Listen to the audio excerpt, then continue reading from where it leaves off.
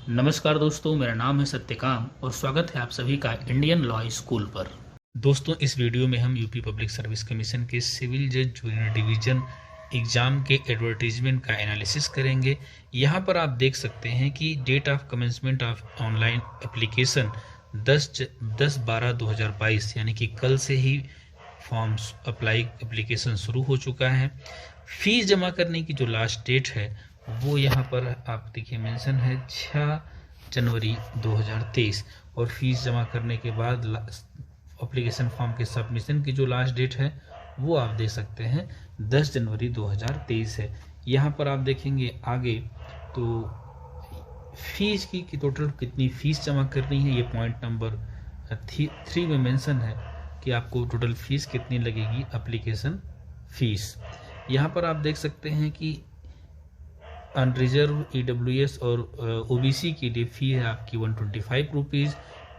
Schedule caste और schedule tribe यानी कि एससी और एसटी कैटेगरी के लिए जो फी है वो है 65 रुपीज़।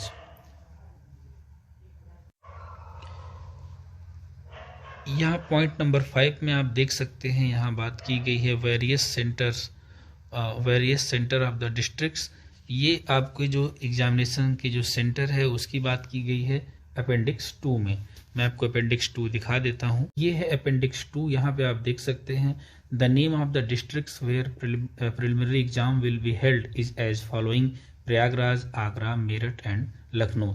यानी कि प्रीलिम्स के जो सेंटर होंगे वो प्रयागराज में होंगे, आगरा में होंगे, मेरठ में होंगे और लखनऊ में होंगे। 4 शहरों में ये परीक्षा आयोजित की जाएगी। यहाँ पॉइंट नंबर 6 में जो है आपको वैकेंसीज का जो है डिस्ट्रीब्यूशन किया गया है, किस कैटेगरी में कितनी वैकेंसीज हैं। 303 की अनरिजर्व कैटेगरी के लिए 123 वैकेंसी है, ओबीसी के लिए 81 है, एससी के लिए 63, एसटी के लिए 6 और ईडब्ल्यूएस के लिए 30 वैकेंसी है, जो टोटल बनके 303 वैकेंसी होती हैं।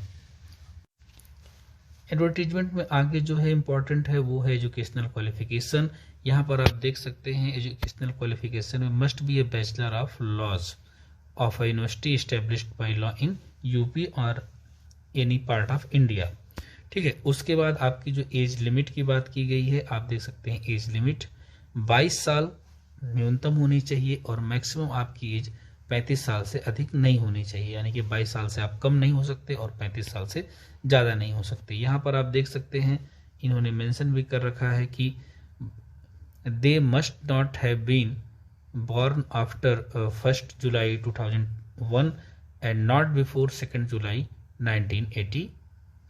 यहाँ पर ये चीज़ बहुत इंपॉर्टेंट हो गई है और सबको ये ध्यान में रखने वाली चीज़ है।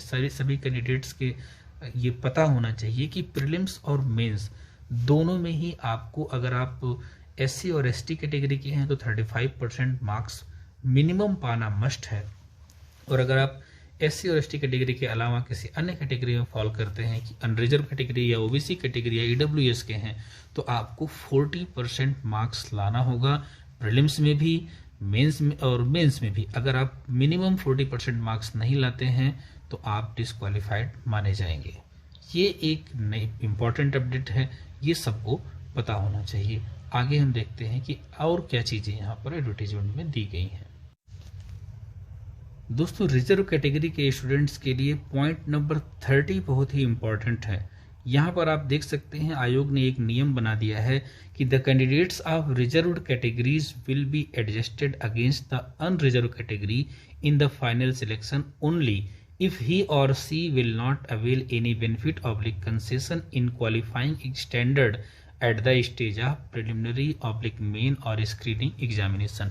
इसका मतलब ये हुआ कि रिजर्व कैटेगरी के कोई कैंडिडेट्स वो तभी अनरिजर्व कैटेगरी में फाइनल सिलेक्शन के समय अनरिजर्व कैटेगरी में जा सकता है जबकि उसने प्रीलिम्स के स्टेज पर, मेंस के स्टेज पर, किसी भी यानी कि एग्जाम के किसी भी स्टेज पर अगर उसने रिजर्वेशन का फ़ायदा नहीं लिया है तभी उसको जो है आपको अगर वो नंबर उसके इतने हैं कि वो अनरिजर्व कैटेगरी के लिए वो क्वालिफाई कर सकता है तो उसको अनरिजर्व कैटेगरी की सीट तभी मिलेगी जब वो प्रीलिम्स और मेंस यानी कि दो एग्जाम के किसी भी स्टेज पर उसने कोई भी रिजर्वेशन का फ़ायदा नहीं लिया है। यानी कि प्रीलिम्स में उसके इतने मार्क्स थे जो कि जनरल कैटेगरी के नंबर के स्टूडेंट के बराबर थे, यानी कि अनरिजर्व कैटेगरी के बराबर थे, और उसके मेंस में भी उतने मार्क्स थे कि वो अनरिजर्व कैटेगरी में फॉल करता था, तभी उसको फाइनल सिलेक्शन में अनरिजर्व कैटेगरी की सीट मिलेगी। ये रिजर्व कैटेगरी के स्टूडेंट्स को ध्यान रखने वाली बहुत इंपॉर्टेंट चीज़ है। पॉइंट नंबर 30 आपको बिल्कुल पता होना चाहिए, आपको ये ध्यान में होना चाहिए। आगे हम देखते हैं कि इस एडवर्टीजमेंट में और कौन सी बातें हैं। आगे इस एडवर्टीजमेंट में दोस्तों जो सबसे इम्पोर्टेंट चेंज है वो चेंज है आपके एग्जामिनेशन के सिलेबस में। आपके एग्जामिनेशन के सिलेबस में यहाँ पर चेंज हुआ है। अपेंडिक्स 4 में आप देख सकते हैं, सबको लग रहा था कि केवल मेंस के जीएस का जो सिलेबस में चेंज हुआ है वो केवल मेंस के पॉइंट ऑफ व्यू से हुआ है, पर ऐसा नहीं है। आप यहाँ पे देख सकते हैं कि there shall be 3 stages of competitive exam, prelims, mains and viva. दोस्तों यहाँ पर जो एक मोस्ट इम्पॉर्टेंट चीज़ है जिसको ध्यान देने की बात है वो है पॉइंट नंबर 29। पॉइंट नंबर 29 में आप देख सकते हैं कि the minimum efficiency standard for SC and ST candidates is fixed to 35%. The candidates of these categories shall not be placed in the merit list if they have secured less than 35% marks in the preliminary and main examination. यानी कि अब और आगे Similarly, the minimum efficiency standard for the candidates of other categories is fixed to 40%. Such candidates shall not be placed in the merit/selection list if they have secured less than 40% marks in the preliminary or main examination. यानी कि and all such candidates who have secured less marks than the marks of minimum efficiency standard as fixed by the commission shall be treated disqualified. General knowledge का paper आपका 2 hours का होगा और यहाँ पे maximum marks आपके 150 होंगे, और उसके साथ साथ आप कई चीज़ यहाँ पर देखिए। दिस पेपर में include question based in topics related to history, culture, Indian culture, geography, Indian polity, current national issues and topics of social relevance including sensitivity to person with disability. यहाँ से आप देखिए चीज़ें बदल रही हैं। यहाँ से आपकी चीज़ें जो है कई सारे एक्ट्स आप में इंक्लूड हो रहे हैं। Rights of person with disabilities act 2016, maintenance and welfare of parents and senior citizens act 2007, dowry prohibition act 1961, protection of women from domestic violence act 2005, sexual harassment of women at work place prevention, prohibition and redressal act 2013, pre conception and pre natal diagnostic techniques, prohibition of sex selection act 1994, medical termination of pregnancy act 1971, indecent representation of women prohibition act 1986, protection of children from sexual offences act 2012, India and the world, Indian economy, international affairs. ये सारे science technology के questions पूछे जाएंगे। यहाँ पर ये चीज़ें जो ये आपके 7-8 एक्ट हैं ये पहली बार शामिल किए गए हैं, पहले यहाँ पर नहीं थे। ये कितने नंबर के क्वेश्चन आएंगे यहाँ पर ये नहीं लिखा गया है, यानी कि इनको 150 मार्क्स में से इनको भी नंबर अलॉट होंगे, बट कितने हैं यहाँ पर ये चीज़ नहीं लिखी गई है। लॉ का सिलेबस जो है आपका सेम है पहले जैसा। प्रीलिम्स में आपके 10 एक्ट हैं, उनसे जो है आपके 150 क्वेश्चन आएंगे और वो मैक्सिमम मार्क्स 300 का होगा, यानी कि एक क्वेश्चन 2 नंबर का होगा।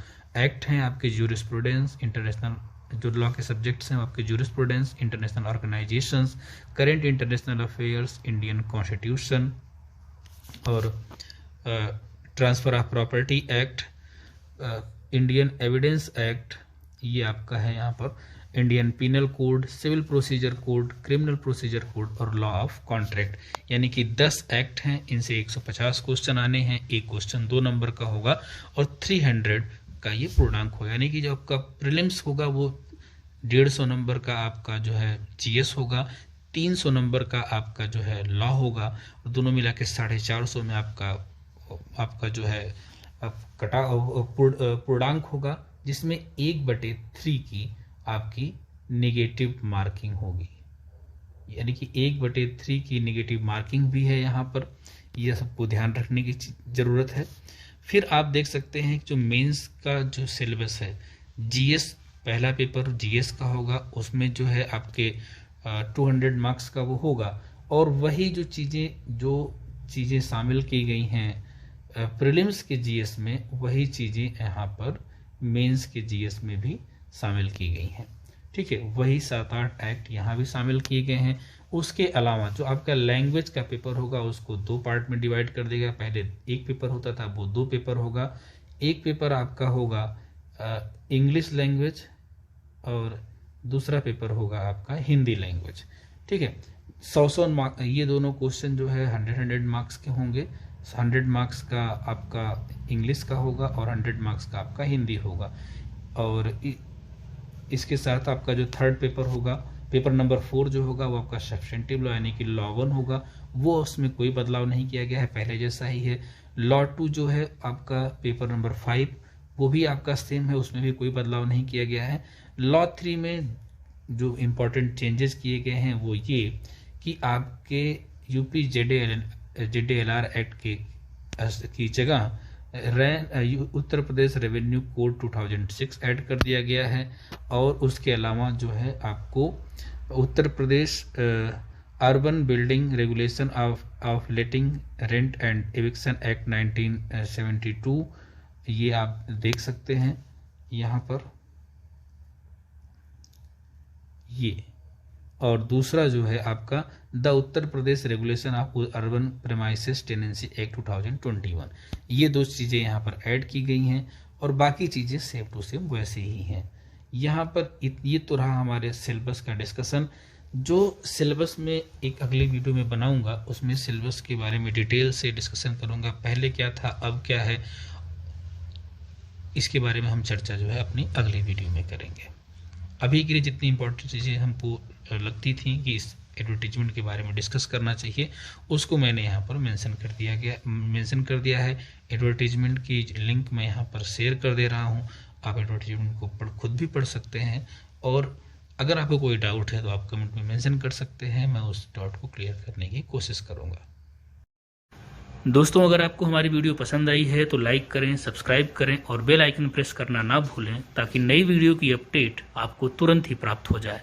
शुक्रिया।